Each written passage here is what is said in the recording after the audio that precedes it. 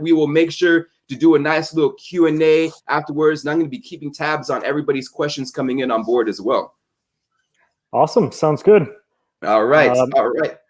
I'm going to hop off here, and if you need me for anything, I'm jumping in back in, all right? But I'll let you take away, and then I'll be looking forward to doing some Q&A with you. Sounds good. Thanks. All right.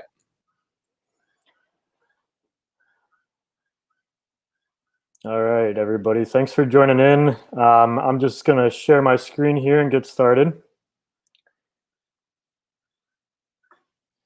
Hopefully everybody can see that. Thanks for joining. My name is Peter Houlihan. I'm our VP of Biodiversity and Conservation at XPRIZE. I also teach at Johns Hopkins and UCLA, and photograph with National Geographic. And today I'm going to share a little bit about my previous work, current work, but ultimately I wanted to talk a bit about the path ahead, about we're in the 21st century, 2021, and what does this world look like moving forward to the year 2100, given everything that's happened in the past year.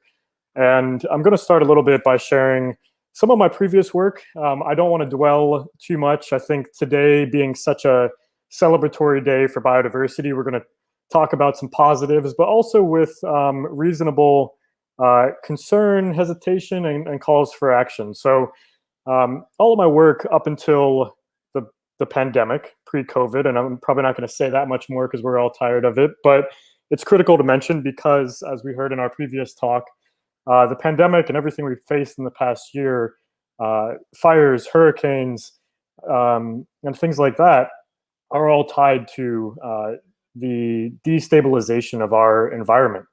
And I've spent my life documenting and studying biodiversity, leading scientific expeditions in predominantly tropical rainforests around the world, coordinating and managing interdisciplinary international teams to really better understand the tropical environments around the world and gather data to support initiatives that can support their protection. And over the past 15 years or so, this has been what I've been doing on a day-to-day basis. And I'm sharing some of these images to basically point to the fact that, you know, everything pre-pandemic came to a halt, as we all know. But how can we use our own expertise? How can we complement one another? How can we form these interdisciplinary teams in our own lives moving forward, given that it's going to be a very different world, it already is, for the biodiversity hotspots and the communities that depend most directly upon them. And some of these images are from, all of these images are from this work documenting biodiversity in different tropical rainforests, tropical environments around the world, from, you know, some of the most inquisitive to those that are closest to us, some of the smallest to, and as we heard in our previous talk today, some of the largest to ever walk the planet. And through this process, it's also critically important to understand the interconnectedness of species, migrations, and interactions between species that you know, cover large expanses of ground or underwater, those that, you know, travel long distances to come all the way back to the place where they first were born, to those that migrate through the air. And these are all ecological interactions that are threatened significantly these days, given the state of the world and the impacts of our species upon it. And certainly when we talk about biodiversity, I think that it's very important to talk about these complex ecosystems as a whole, because the individual species are critical to focus on, and there are times when we focus on keystone species or umbrella species that, in protecting those individual species, we are protecting entire ecosystems. But it's also important to understand the relationships.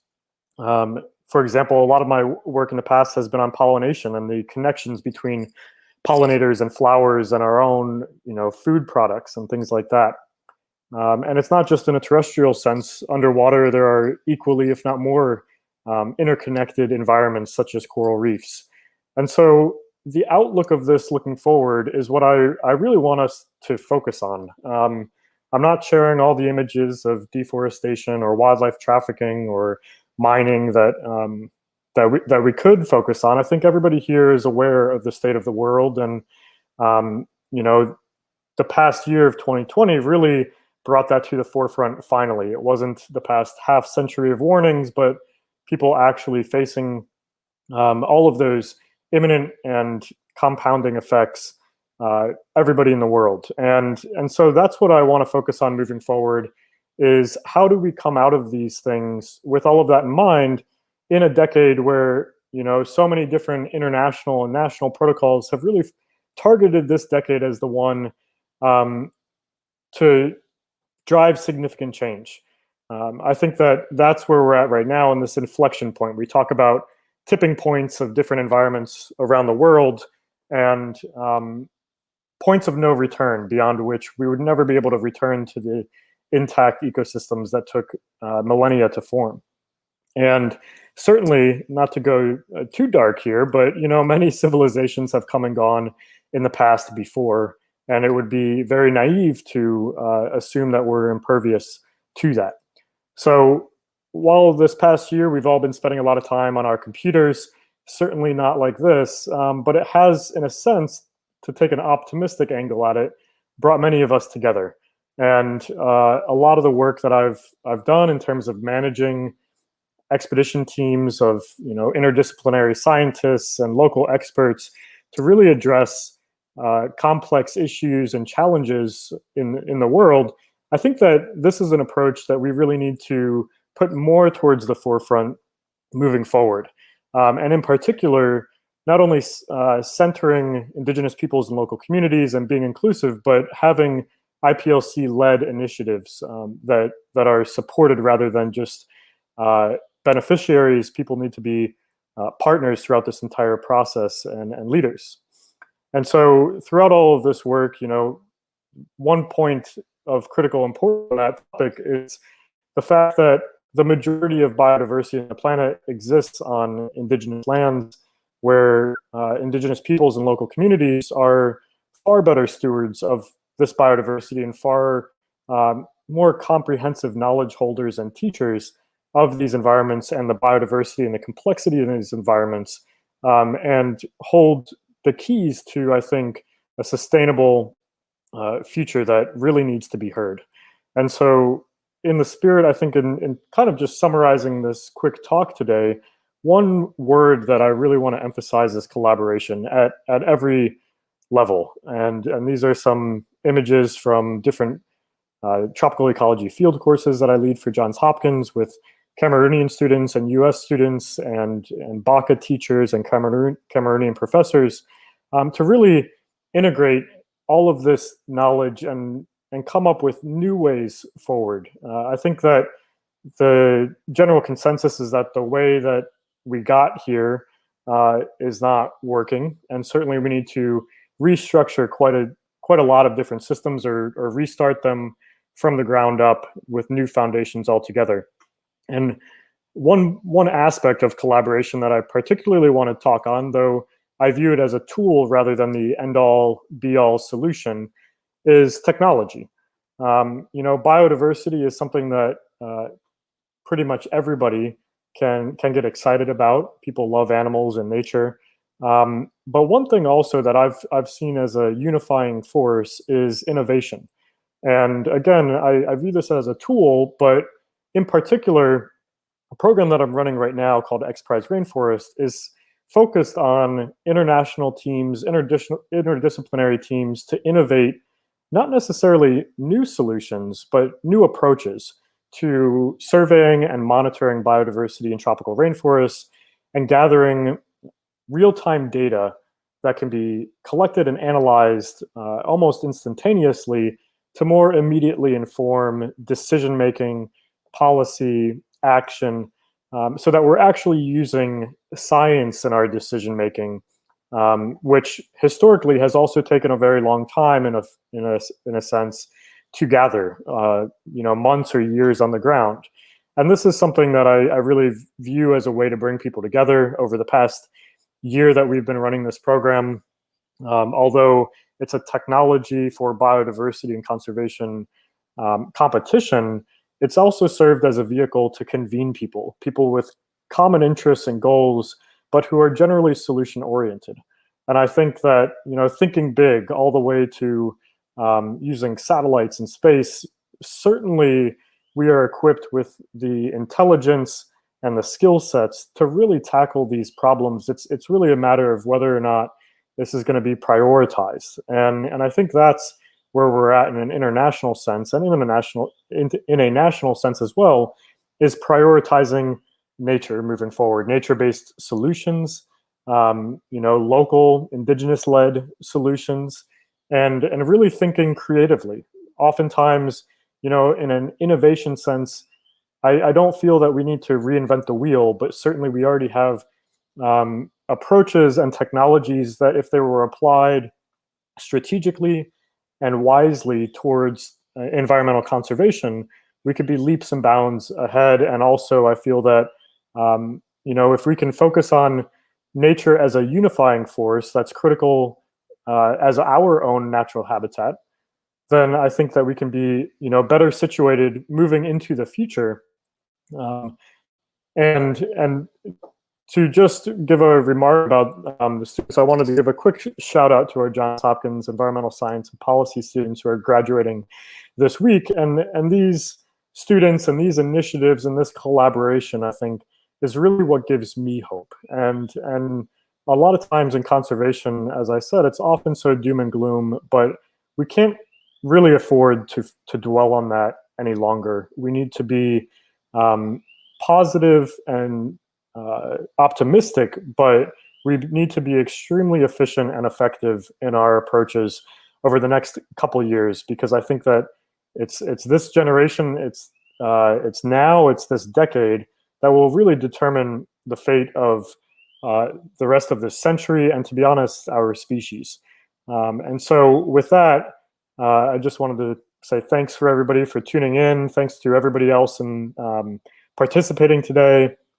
It's inspiring, as always, to be united with this community here at Global Biodiversity Festival, similar to our Nat Geo Explorers community and ones like that. So with that, I'm just going to stop sharing for now and happy to take any questions. Awesome. Well, first of all, Peter, I want to send my deep apologies for the incorrect intro. Oh, no worries. You introduced the Peter, but yeah, I had completely wrong Peter, obviously. No worries. I don't study walruses. I don't even know if I've ever seen a walrus.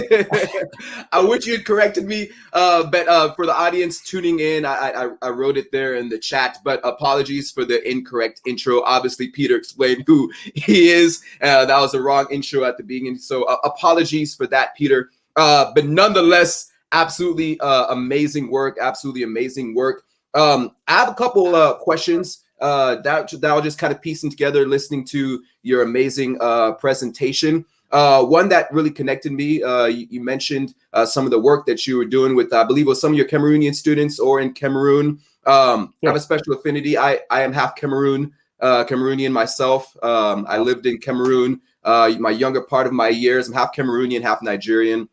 So know West Africa very, very well. And I think it's really, really unique, especially when you start talking about collaborative efforts and can bring it in countries. I would like to know, especially with your expansive work that you've done, and just kind of looking at it from the Cameroonian perspective and a lot of things that we do with Nigeria, just because, we're sharing borders. What type of collaborative efforts are being made to kind of unify countries that kind of share a lot of land, like rainforest? Obviously, like Nigeria and Cameroon, you have a lot of lands that are endangered and need protection, but obviously policies are different within different countries. But places like Nigeria and Cameroon, or in South America, where you have your Amazonian rainforest and you have a lot of countries kind of that need to work together, what kind of collaborative efforts have you seen that have been working or need to be implemented?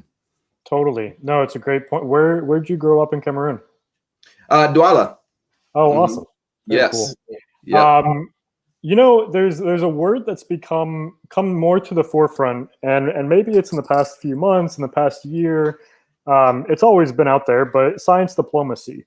And one thing that I think in a climate sense is, putting there's a more global initiative that people can collaborate on by putting aside certain politics and focusing on the future of the planet. You also mentioned places like the Amazon, some of these really large ecosystems, or even in the previous talk, a lot of the issues facing the environment today are often not driven by the people, the individuals who reap the most direct results of those actions. And so, how can we work together collaboratively across different countries, across different regions?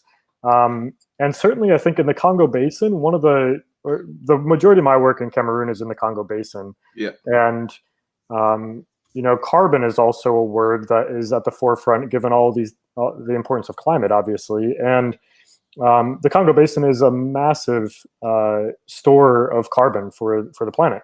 Yeah. And how can we work together across borders to ensure that the Congo Basin rainforest and all of that remain intact? Because if that's deforested, then it releases carbon. It further amplifies the effects of climate change and things like that. But ultimately, what really inspires me are initiatives where within certain regions, you have scientists coming together to work on studying, species that people share a common interest in, and kind of putting aside certain other politics. There's actually a really cool, I have nothing to do with it as of right now, but there's a really cool marine expedition happening in the Red Sea that's scientists all over that region that are coming together to study the coral reefs and the marine environments and things like that. I really get excited when I see those things, because ultimately I think for us to move forward into the future, there are times when we need to put certain politics or differences aside and understand these are really critical issues that shouldn't necessarily be politicized. That some of these species that we're all studying or different environments are in the common interest of our species as a whole. Yeah. So, I think there's a lot to be said about science diplomacy, bringing people together to better understand, better manage these, species around the world. It is something that's a unifying force, which we definitely need more of. Definitely. Yes, absolutely correct. And a lot of times that even comes back to the simplicity of understanding how we are affected as humans. I know in my small village that I grew up in, even just having access to water, is a very tough thing. And, having access to water globally is a huge problem. And, when you start to make those connections with the things that we're doing to our environment and how that affects like our water sources, that in itself could be a unifying thing, because now we know, the more harm, the more mining, different things that we're doing that sending chemicals into our water or limiting our water have an intrinsic effect on us as well, too. Absolutely. Yeah, I think that's something that can be said all over the world. And even to the effect now that we find microplastics in water all over the world, in alpine lakes that people don't even live near and things like that. And so moving forward, certainly, I mean, all of these things are critical to our future on this planet. Yes, absolutely. And you brought up, I'm glad you brought up the microplastics. I was actually talking to an organization not too long ago. Can't remember the name off the top of my head right now, but they're working on new technologies. One technology that they have is converting plastics into fuel. And you brought up in your session talking about better utilizing technology and innovation. And I'm all about that collaborative effort, because technology is the future. And a lot of times we think of technology too much as far as the things we use, our devices and electronic equipment, but we kind of fail to think about how this technology can be used to better humanity and better our environment. What are the unique things that you're seeing out there in the tech space that are being implemented or utilized to better the environment right now?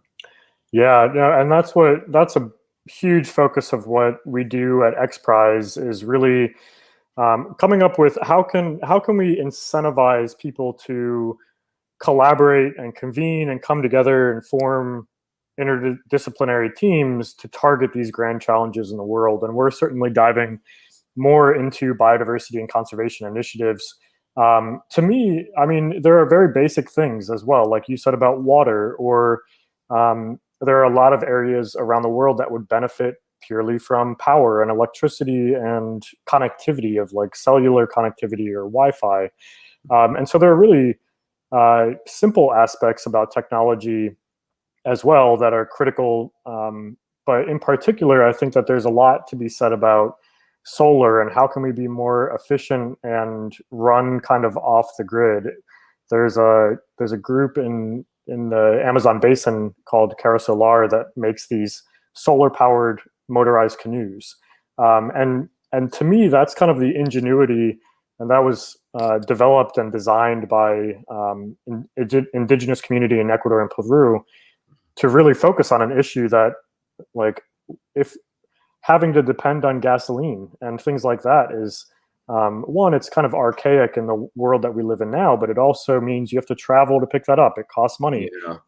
How can we be more sustainable and actually run off of renewable energy? And I think that those types of, genius aspects of not really coming up with anything groundbreaking, but just using existing technology, even in our daily lives, to be more efficient, more sustainable, and less dependent on like non-renewable energies and coal and gas and things like that. Yeah, absolutely.